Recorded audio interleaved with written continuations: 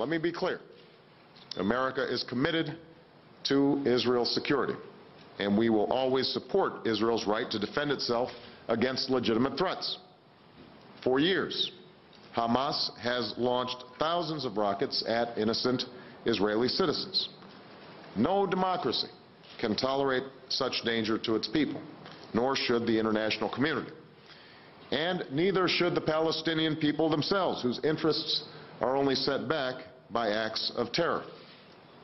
To be a genuine party to peace, the Quartet has made it clear that Hamas must meet clear conditions: recognize Israel's right to exist, renounce violence, and abide by past agreements. Going forward, the outline for a durable ceasefire is clear. Hamas must end its rocket fire. Israel will complete the withdrawal of its forces from Gaza. The United States and our partners will support a credible anti-smuggling and interdiction regime so that Hamas cannot rearm. Yesterday, I spoke to President Mubarak and expressed my appreciation for the important role that Egypt played in achieving a ceasefire, and we look forward to Egypt's continued leadership and partnership in laying a foundation for a broader peace through a commitment to end smuggling from within its borders. Just as the terror of rocket fire aimed at innocent Israelis is intolerable, so too is a future without hope for the Palestinians. I was deeply concerned by the loss of Palestinian and Israeli life in recent days, and by the substantial suffering and humanitarian needs in Gaza.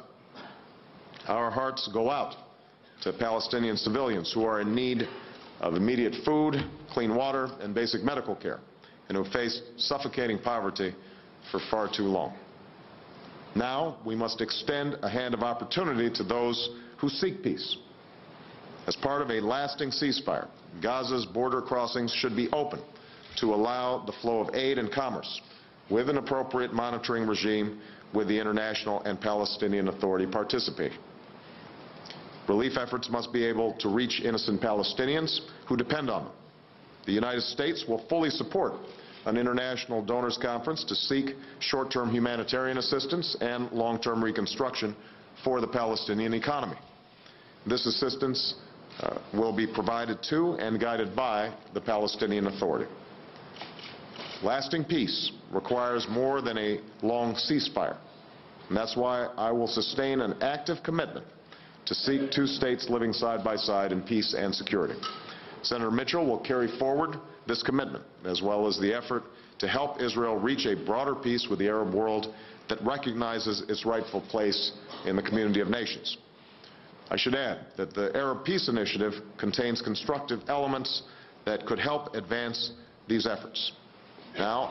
Now's the time for Arab states to act on the initiative's promise by supporting the Palestinian government under President Abbas and Prime Minister Fayyad, taking steps towards normalizing relations with Israel, and by standing up to extremism that threatens us all.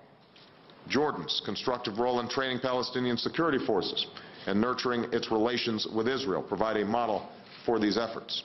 And going forward, we must make it clear to all countries in the region that external support for terrorist organizations must stop. President Obama speaking at the State Department yesterday. A Hamas spokesperson told Al Jazeera television Obama's position toward the Palestinians doesn't represent a change. Osama Hamdan said, quote, "I think this is an unfortunate start for President Obama in the region and the Middle East issue, and it looks like the next 4 years, if it continues with the same tone, will be a total failure," the end of quote.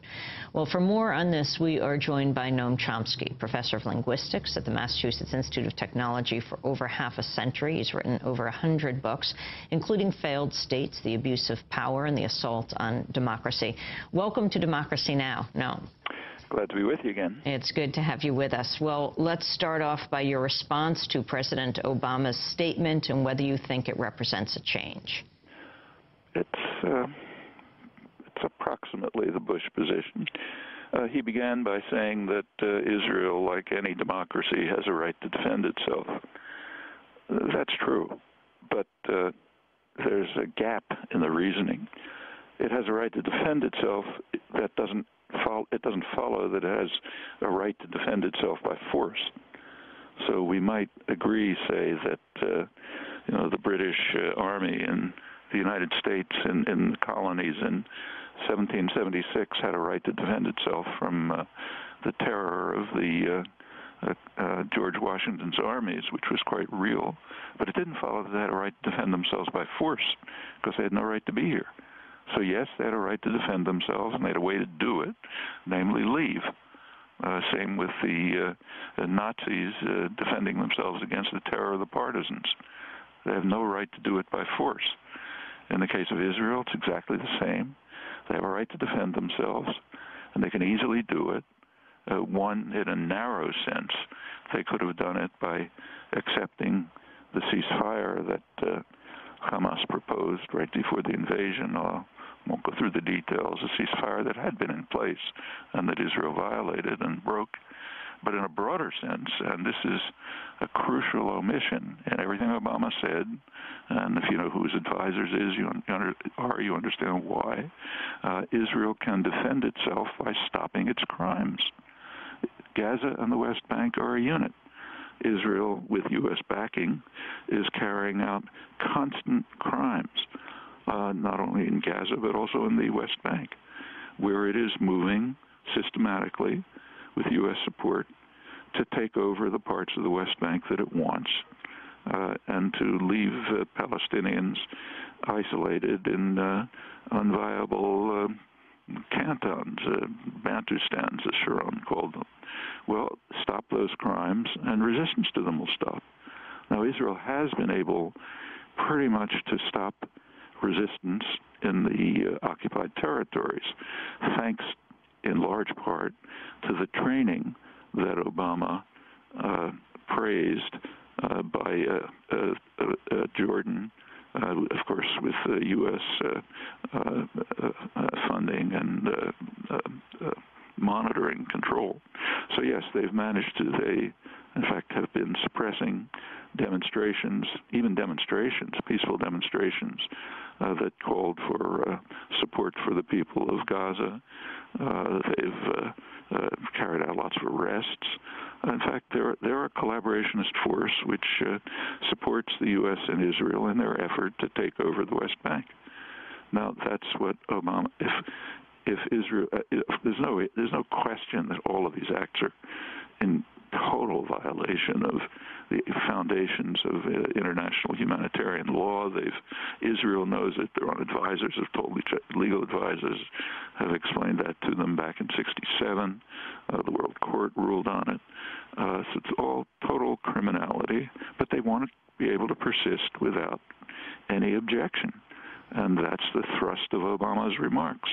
Not a single word about U.S.-backed Israeli crimes, settlement, development, cantonization, a takeover in the West Bank.